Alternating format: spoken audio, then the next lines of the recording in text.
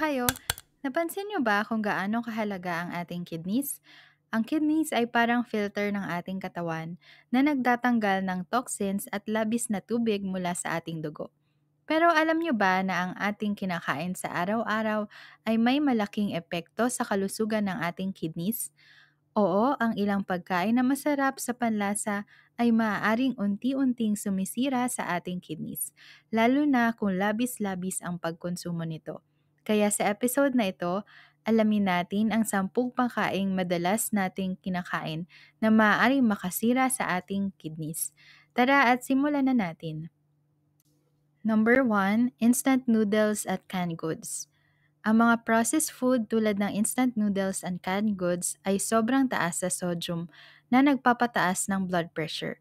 Kapag mataas ang sodium intake, nahihirapan ang kidneys sa pag-filter ng sobrang asin sa dugo. Ang isang serving ng instant noodles ay maaaring maglaman ng higit sa kalahati ng daily sodium allowance. Ganito rin sa sardines o corned beef na paborito nating mga Pinoy. Aside pa sa sodium, marami din itong harmful chemicals na nakakasira sa ating mga kidneys. Kaya kung kakain kayo ng processed food, siguraduhing uminom ng maraming tubig para makatulong sa inyong kidneys. Mas mainam din ang mga homemade na pagkain lamang. Number 2, soft drink at sugary beverages. Ang mga inuming mataas sa asukal ay nagdudulot ng insulin resistance at diabetes, dalawang pangunahing sanhi ng kidney failure. Bukod dito, ang phosphoric acid sa soft drinks ay maaaring magdulot ng kidney stones. Halimbawa, ang mga milk tea, soda at sweetened juice ay ilan sa mga sikat pero mapanganib na inumin kung labis ang pagkonsumo. Ang mainam na solusyon, uminom ng tubig, coconut water, o unsweetened tea bilang mas malusog na alternatibo. Matatabang karne at fried food. Ang fried food at fatty meats ay mataas sa saturated fats na maaaring magdulot ng plaque buildup sa blood vessels at makapagpahirap sa blood flow papunta sa kidneys. Ang mga crispy pata, chicharon at fried chicken ay ilan sa mga pagkaing nakakasama kung labis-labis. Iwasan ang deep fried food at piliin ang steamed, grilled o boiled na preparation. Number 4, high salt snacks tulad ng chips, chichirya at fast food.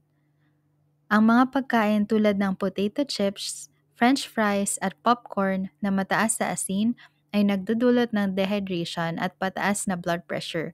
Kapag sobrang alat ang inyong kinakain, humihina ang kakayahan ng kidneys na alisin ang sobrang sodium na nagiging sanhi ng water retention at kidney damage. Halimbawa, ang mga sikat na brands ng chips at fast food burgers ay kadalasang sobrang taas sa sodium na pwedeng lampasan ang daily allowance sa isang meal lamang. Ang mainam na solusyon, pumili ng mas healthier snack option tulad ng prutas o homemade low sodium popcorn. Kung mahilig sa chichirya, limitahan ito sa 1 beses sa isang linggo at huwag kalimutang uminom ng maraming tubig. Number 5, matatamis na pagkain tulad ng cake, candy at pastries. Ang labis na asukal ay nagdudulot ng obesity, insulin resistance at diabetes. Ang mga kondisyong ito ay maaaring magdulot ng stress sa iyong kidneys. Halimbawa, ang iyong paboritong leche flan, ube, bibingka at ensaymada ay dapat kainin ng may moderation. Palitan ang matatamis na pagkain ng prutas tulad ng saging o di kaya ay pakwan. Number 6, high sodium condiments tulad ng toyo, patis at bagoong. Ang mga sausawan at condiments na paborito ng Pinoy ay sobrang taas sa sodium na nagdudulot ng fluid retention at high blood pressure, dalawang pangunahing sanhi ng kidney damage. Ang patis sa sinigang at toyo sa adobo ay maaaring makapagpataas ng sodium levels kung hindi nililimitahan. Gumamit ng fresh herbs at spices bilang alternatibo sa high sodium condiments. Number 7, processed meats tulad ng hotdog, bacon at ham. Ang mga processed meats ay puno ng preservatives tulad ng sodium nitrate na maaaring magdulot ng oxidative stress sa iyong kidneys. Bukod dito, mataas din ito sa asin na nagpapahirap sa iyong kidneys. Piliin ang fresh cut ng karne kaysa sa processed meat products. Number 8, alak o alcohol. Ang labis na pag-inom ng alak ay nagpapataas ng toxin sa katawan na nagpapahirap sa kidneys na mag-filter ng waste.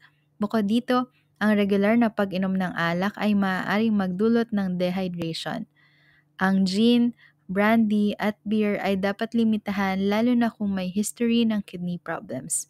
Uminom lamang in moderation. Ang recommended ay hanggang isang inumin per day para sa kababaihan at 2 drinks naman para sa kalalakihan. Number 9, pagkaing may artificial sweeteners. Bagamat low-calorie ang artificial sweeteners, ito ay maaaring magdulot ng metabolic na changes sa katawan na nagpapahirap sa kidneys upang mag-filter ng waste. Soft drinks na sugar-free pero may aspartame o sucralose. Mas mabuting gumamit na lamang ng natural sweeteners tulad ng honey o di kaya ay stevia. Number 10, mataas na refined carbohydrates. Ang white rice, white bread at pasta ay nagpapataas ng blood sugar levels na maaaring magdulot ng diabetes at kidney damage. Sa karaniwang pagkain ng Pinoy, ang sobrang dami ng kanin ay nagiging dahilan ng spike sa blood sugar. Piliin ang whole grains tulad ng brown rice o di kaya ay whole wheat bread. Hindi masamang mag-enjoy ng ating paboritong pagkain, pero mahalaga rin na alagaan ang ating kidneys. Tandaan, ang simpleng pagbabawas ng mga pagkaing nabanggit ay maaaring makaiwas sa sakit sa bato at dialysis. Kung may nararamdaman kayong sintomas tulad ng pananakit ng tagiliran, pamamaga ng paa o madalas na pag-ihi, huwag mag-atubiling kumonsulta sa doktor. Hanggang sa susunod nating kwentuhan,